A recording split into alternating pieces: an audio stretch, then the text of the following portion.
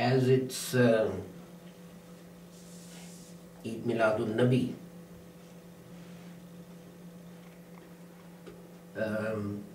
I will read a little from what the promised Messiah, Hazrat Mirza Ghulam Ahmad Sahib alayhi salam, wrote about the Holy Prophet Muhammad. I mean, really, in every book that he wrote, every speech that he made, he said, he spoke about the Holy Prophet and his life. But this little extract, and it will teach you something about Hazrat Sahib's life, in that it says 26th of August 1901, in the morning when he went for his early morning walk with the members of the Jamaat, this is what he said. And the point I'm trying to make to you is that the whole of Hazrat Sahib's life, every moment, every second, was devoted to service of Islam. If he wasn't writing books or whatever, if he was just doing something ordinary, like here he's taking some exercise, but rather than talk about politics and who's going to win the next election and the parliamentary expenses fraud and so on, he's glorifying the life of the Holy Prophet Muhammad sallallahu alaihi wasallam. This is one indication of his being Fana fi Rasul. So, talking about the Holy Prophet, he says that compared to Noah, our Prophet's age was very little, but the Holy Prophet's life was very beneficial. He achieved great things in a very short period of time. This is the Holy Prophet achieved great things in a short period of time. And he said the reason for these achievements is that prophets have with them a spiritual power, and that spiritual power was the strongest in the Holy Prophet Muhammad sallallahu alaihi wasallam. He then goes on to say, how difficult is it to bring one person onto the right path from the wrong path. But look at the Holy Prophet Muhammad.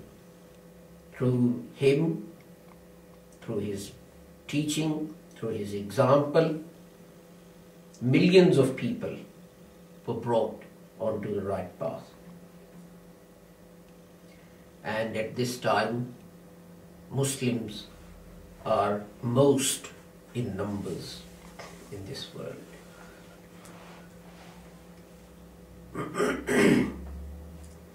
He said, a teaching has two aspects. One is belief and the other one is practice. As far as beliefs are concerned, all the Muslims recite La ilaha illallah. They are firm on that. And whereas practice is concerned, for example, not to eat pig's flesh, Muslims, whatever sect they belong to, Muslims, whatever country they live in, they act upon these things with their full force. But he says, but from amongst the wrong things, but from among the evils, the easiest one to commit is to lie. It's easy and it can be done quickly. For he says, other things such as theft or adultery, they need some sort of courage, some sort of time, some sort of resources.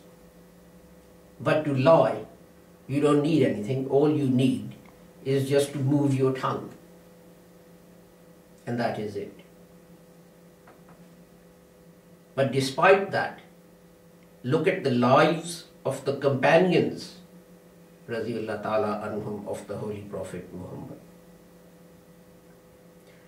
No one can prove that even one of them was guilty of lying. From amongst the companions of the Holy Prophet Muhammad, no one ever lied. Now look how great is the spiritual impact of the Holy Prophet Muhammad. And then Hazrat Sahib compares the companions of the Holy Prophet Muhammad sallallahu alaihi wasallam with Jesus's disciples.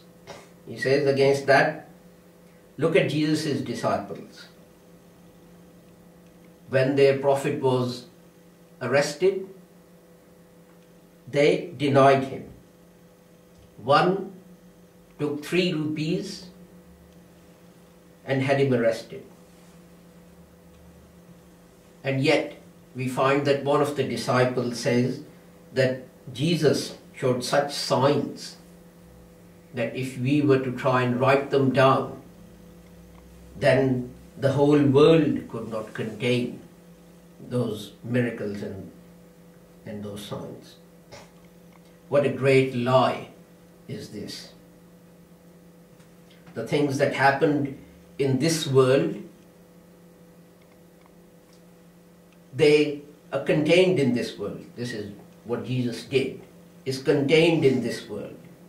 Now that he has gone, how can his miracles be in such abundance that they cannot be contained within this world?